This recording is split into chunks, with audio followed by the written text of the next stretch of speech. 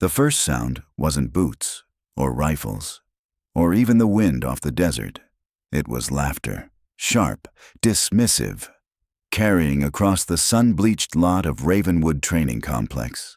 3 seconds, that's all it took for every head to turn toward the newcomer. Captain Mara Quinn stepped out of a dust-streaked Humvee, one hand gripping a scuffed rucksack, the other holding a weather-worn rifle case. Her uniform was regulation, clean but stripped of ribbons or rank display. No shine, no swagger.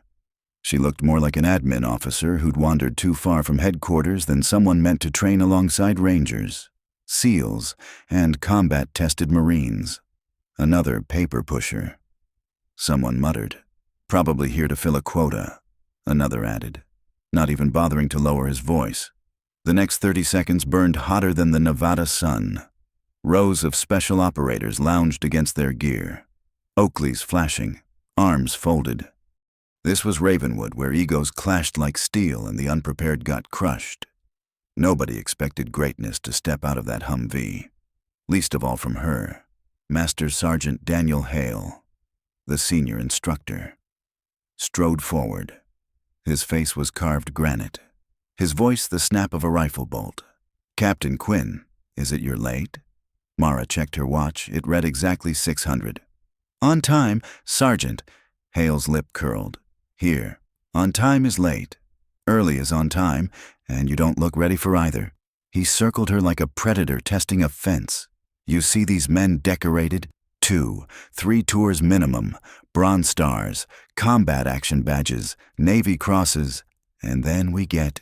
He gestured toward her with disdain. A staff officer who probably never ate MREs under fire. The group chuckled, the kind of low, rolling laughter meant to wound deeper than any insult. Mara stood still. No protest, no explanation, just the weight of silence. Her father's words rose like smoke from memory. Strength doesn't argue, strength proves. But the air around her thickened. Every smirk, every sideways glance pressed in. Even Lieutenant Jason Brooks Young, eager to impress, looked at her like dead weight, about to drag them all down. Hale wasn't finished. He jabbed a thumb toward the weapons rack behind them. Rows of M4A1 carbines gleamed under the floodlights, black teeth in the desert dawn. "Grab one. Captain, show us you know which end to point down range. Or did they forget to teach that in supply school?" The laughter grew sharper. Boots scuffed the concrete.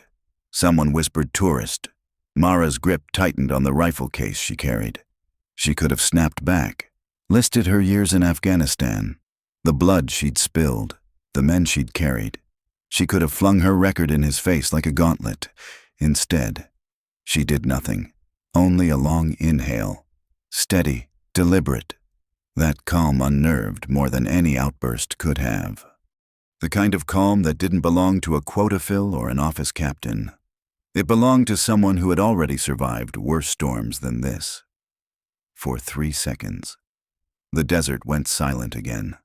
The laughter faded into the rasp of wind through chain-link fences, into the distant thrum of Blackhawks lifting off the pad.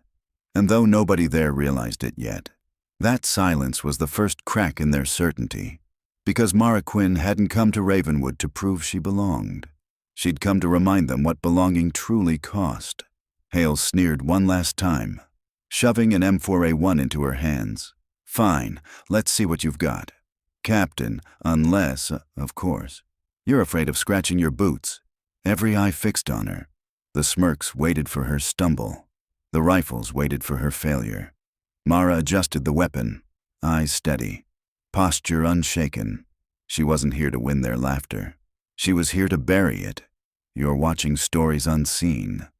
Roll call. Soldiers, where are you tuning in from? Drop your city in the comments. And remember, hit subscribe and stay in formation for the next mission. Mara Quinn gathered her notes and left the training hall.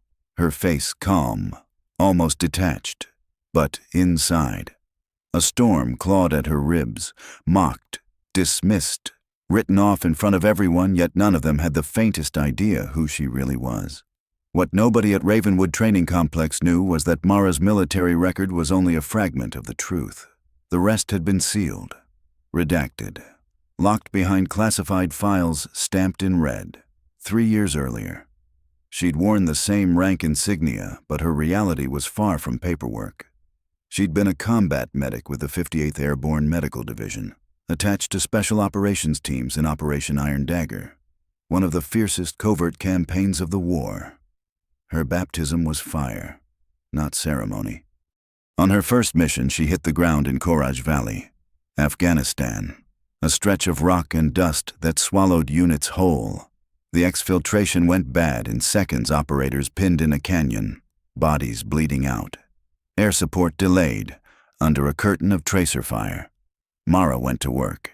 She opened a chest wound with a field scalpel, jammed a chest seal in place, stitched arteries while rounds chewed the stone around her. Then the crack of a rifle found her shoulder. The bullet tore through muscle and dropped her to her knees.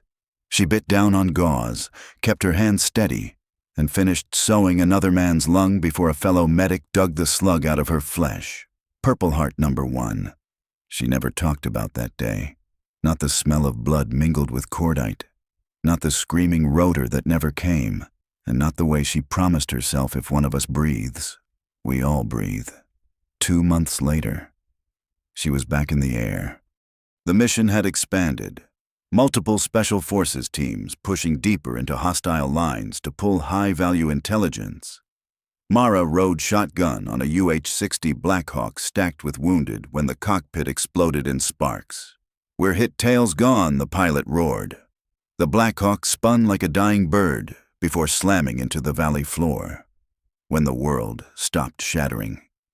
Mara's ribs were knives in her chest. Shrapnel had punctured her lung. But 3 operators lay unconscious in the wreckage, and she didn't hesitate. Smoke, fire, fuel hissing toward ignition. Mara dragged one, then another, muscles tearing, air ragged, until her vision went black. They pulled her out with 2 bodies saved and her own collapsed lung.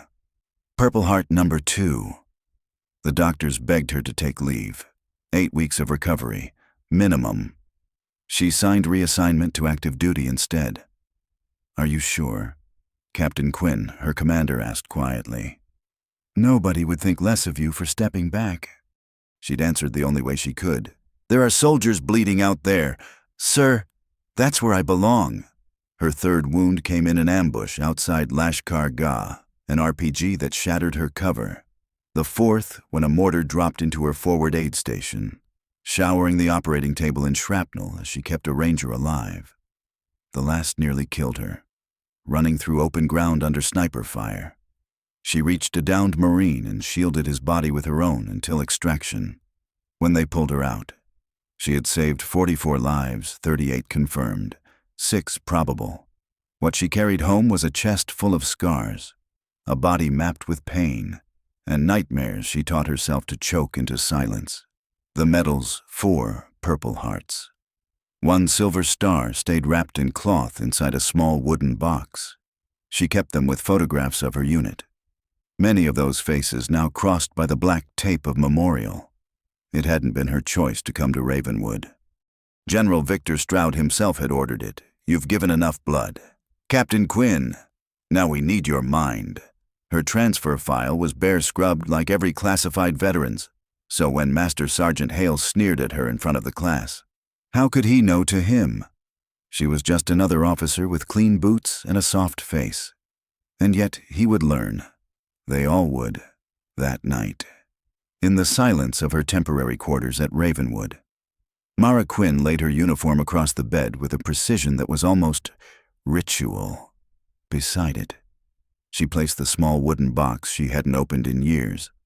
The hinges creaked faintly as she lifted the lid, revealing 4 Purple Hearts and a single silver star, wrapped in faded cloth. For a long moment she just stared at them, not at the medal itself, but at the weight each one carried, the friends she'd buried, the screams that still clawed at the corners of her dreams. Tomorrow would be different. Tomorrow, if necessary, she would stop being invisible. Her phone buzzed. A message lit the screen. "How's the new assignment?" "Doc." It was from Colonel Mason, her old field commander. Mara typed back slowly. Background presentations tomorrow. Could get interesting. The reply came almost instantly. Going to show them who you really are. She hesitated before answering. Only if I have to. She set the phone down, closed the box, and turned off the light. Sleep never came easy, but tomorrow, the mask would come off. The next afternoon. The strategy room at Ravenwood hummed with low chatter and nervous energy. This was the proving ground every officer candidate was required to present their background, deployment history, and commendations. It was part competition, part crucible, and wholly designed to strip away weakness. One by one, they stood. Staff Sergeant Jenkins presented with pride, listing 2 tours in Kabul sector and artillery support during Operation Northern Shield. Hale, leaning against the wall with arms folded, gave a curt nod of approval. Solid. He said, "That's the kind of resume that earns respect." Lieutenant Cooper followed with a Bronze Star and 3 rotations in South Korea. Hale practically beamed. "Now that's a soldier. Take notes. People. With every presentation." The bar rose higher, and with every glance, every smirk aimed her way. Mara felt the room tightening. They were waiting to watch her stumble. They wanted proof that she didn't belong. Finally, Hale's voice cut through the room. "Captain Quinn, let's get this over with." Mara rose slowly. Every movement was deliberate, economical, betraying nothing. She walked to the front of the room, placed the wooden box on the desk, and opened it. The metals caught the fluorescent light, purple and gold gleaming like fire. Silence crashed over the room. 4 purple hearts. Someone whispered, "And a silver star." Hale's smirk faltered. He stepped forward. Disbelief etched across his face. "This can't be real." Mara's voice was steady. "Combat medic, 58th Airborne Medical Division, Operation Iron Dagger, Koraj Valley." Hale picked up one of the purple hearts as if testing its weight.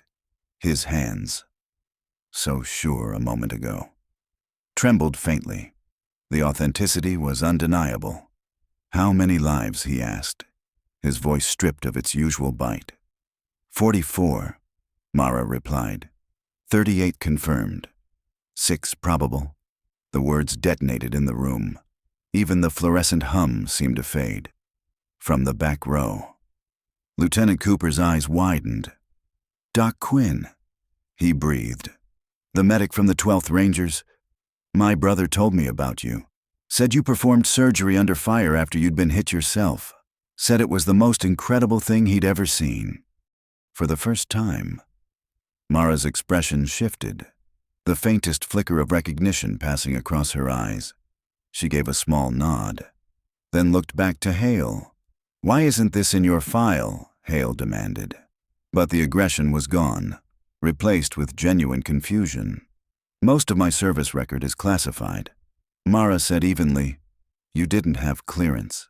The temperature in the room seemed to drop 10 degrees. The same recruits who had laughed at her hours earlier now sat rigid in their chairs, eyes locked on the metals. "Why are you here, then?" Hale asked quietly. Mara reached into her uniform pocket and handed him a folded document. His eyes scanned the signature at the bottom, and his breath caught. "This is a personal recommendation from General Victor Stroud." His voice dropped to a whisper. Mara's tone never wavered. "May I continue my presentation?" Sergeant for the first time since her arrival at Ravenwood. Hale had no quick retort. His jaw clenched, and after a long pause, he gave a single nod. "Proceed." "Captain." The room was no longer laughing. They were listening. But outside those walls, Ravenwood's command center was already buzzing. Hale had discreetly messaged up the chain of command to verify what he'd just seen. Files were opening, phones ringing, and names being spoken that hadn't surfaced in years. Mara Quinn's past was no longer her secret. In the Ravenwood Command Center, the hum of secure servers filled the air like an anxious heartbeat. Screens glowed with encrypted feeds.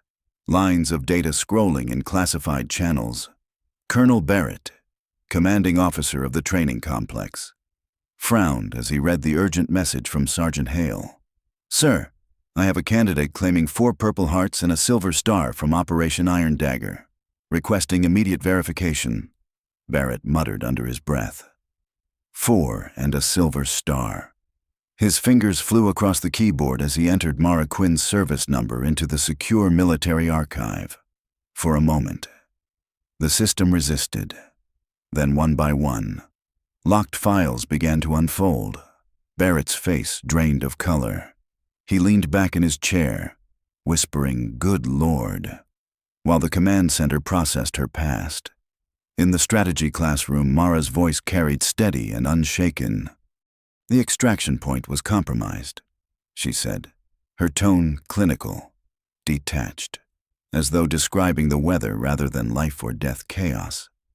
"We had 4 critical casualties and limited cover. The nearest alternate landing zone was 3/4 of a mile through contested territory." The room was silent. Even the usual shuffling of boots and coughs evaporated. Every candidate, every instructor, every skeptic leaned forward. "We moved our patients through sustained fire," she continued, touching her left side briefly. "I was hit approximately 20 minutes into the movement. Shrapnel, non-fatal." The understatement chilled the room. She had kept moving under fire, bleeding into her fatigues, carrying stretchers across ground where most wouldn't crawl. Despite the injury, Mara finished. "We reached the secondary landing zone. All 4 patients survived." The silence that followed was reverent. Hale stood perfectly still, his jaw locked, eyes betraying the first hint of respect. Meanwhile, Colonel Barrett's voice was tight on the secure line to Washington. "Yes, sir. She's here at Ravenwood. My sergeant flagged her for verification. I had no idea." The reply was curt, unmistakably high command. "Tell Sergeant Hale that not only is Captain Quinn's record legitimate, she is under direct evaluation for advanced officer candidacy. She is to be observed, not doubted. Do I make myself clear?" Barrett swallowed hard. "Crystal clear, sir." He penned a memo immediately, sealed it, and handed it to his aide with clipped urgency. "Get this to Hale in the UR classroom now." Back in the classroom, Mara closed her presentation with composure. "That concludes my background. Any questions?" Sergeant, the door opened before Hale could respond. A private hurried in, handed him the envelope, and slipped out. Hale tore it open, his eyes scanning line after line. His face went pale. The weight in the room shifted. Mara stood tall, medals arrayed before her, silent and waiting. "No questions," Hale said finally, his voice hollow with something close to shame. "Thank you, Captain Quinn, for your extraordinary service." She gave a single nod, nothing more, and returned to her seat. The recruits who once smirked at her now stared with something new in their eyes, some awe, some guilt, all respect. When the session ended, Hale approached her in the hallway. His voice had shed its bark. It was quiet now. "Careful. Captain Quinn, Colonel Barrett requests your presence in his office immediately." "Yes, Sergeant." The whispers followed her down the corridor. Candidates craning their necks, piecing together the woman they thought they knew with the warrior who had just dismantled every assumption. Lieutenant Cooper caught up beside her. "Is it true?" he whispered. "You performed a tracheotomy in the middle of a firefight. My brother said it was like watching a miracle." Mara's eyes flicked sideways, just enough to answer. "Your brother exaggerates. The fire wasn't constant, only intermittent." Outside Barrett's office, a senior officer was waiting. Crisp uniform, steel posture. He extended a hand. "Captain Quinn, I'm Major Richards.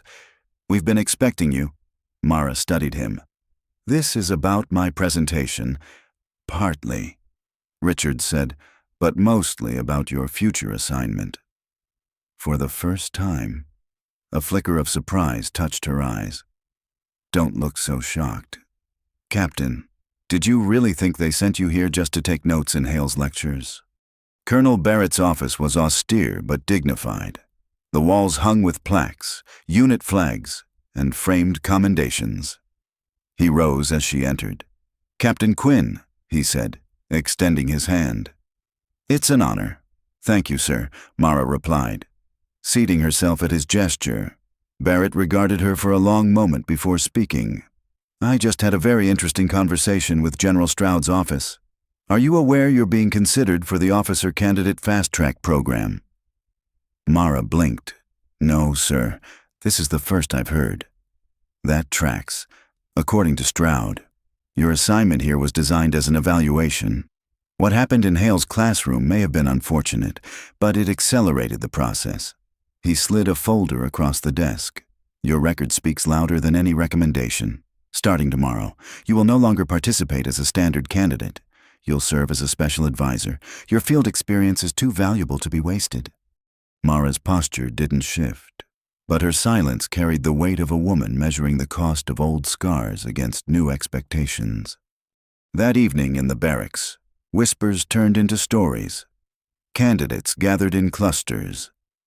4 purple hearts, Jenkins said, shaking his head, and a silver star.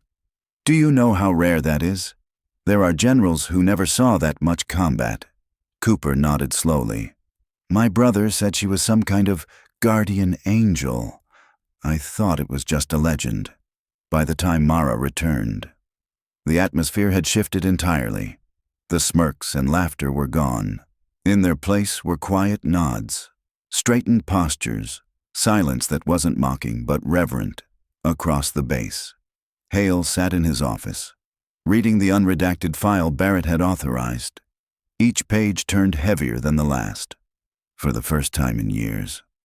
The hardened sergeant felt the ground shift beneath him. The next morning, the classroom assembled as always, but one seat was conspicuously empty. The candidates exchanged uncertain glances. Then Hale entered, his voice subdued. "Attention!" They snapped to their feet. "Before we begin, I need to address yesterday's presentations," Hale said carefully. "Particularly Captain Quinn's." The door opened. Mara stepped inside, Major Richards at her shoulder. She wore the same uniform, but now with her rank displayed properly, insignia gleaming under the light. Hale's voice was steady, but his throat worked as he spoke. "Captain Quinn will no longer participate as a standard candidate. She will be serving as a special advisor on field medical operations and combat leadership." Mara walked to the front of the room, her posture unyielding, her expression calm. Every eye followed her, and in that moment, they all understood the game at Ravenwood had changed forever. "Additionally," Hale continued, his voice tight but controlled, "I owe Captain Quinn an apology. My comments and assumptions were inappropriate and unprofessional." He turned to face her directly. For once, there was no bark in his tone, no mask of authority, only respect. "I apologize, Captain. It won't happen again." Mara inclined her head, steady as always. "Accepted." "Sergeant."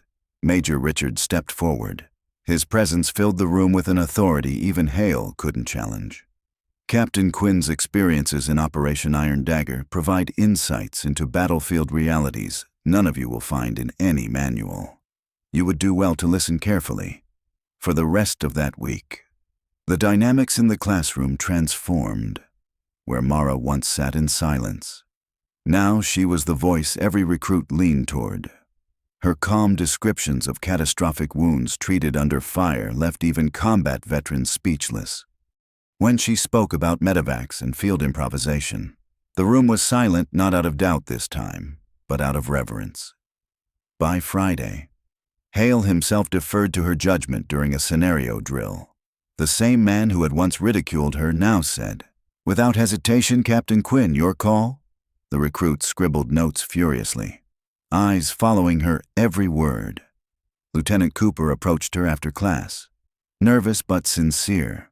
"My brother wants to thank you personally when he visits next month," He said what you did for his unit. He's alive because of you. For the first time. Mara allowed a faint smile. I'd be honored. Your brother's men fought bravely that day. The tide had turned. The forgotten medic had become the teacher. The program's final test came quickly, a comprehensive field exercise simulating a hostage crisis under fire. The stakes were high, not in blood, but in reputation. One candidate would be chosen as mission commander, and that choice often shaped careers. Tradition dictated Hale would select the recruit who had impressed him most. The class waited in tense silence. Then Hale entered, followed by Colonel Barrett and Major Richards. This exercise will test your strategic thinking under pressure, Barrett announced. You'll be facing a complex hostage scenario with limited resources and unclear intelligence. Hale's eyes scanned the room. They stopped on Mara. For this mission, he said, Captain Quinn will serve as commander. No one objected. No smirks. No laughter, only nods of agreement. Everyone knew it was the only logical choice. Mara rose, voice even but firm. Thank you.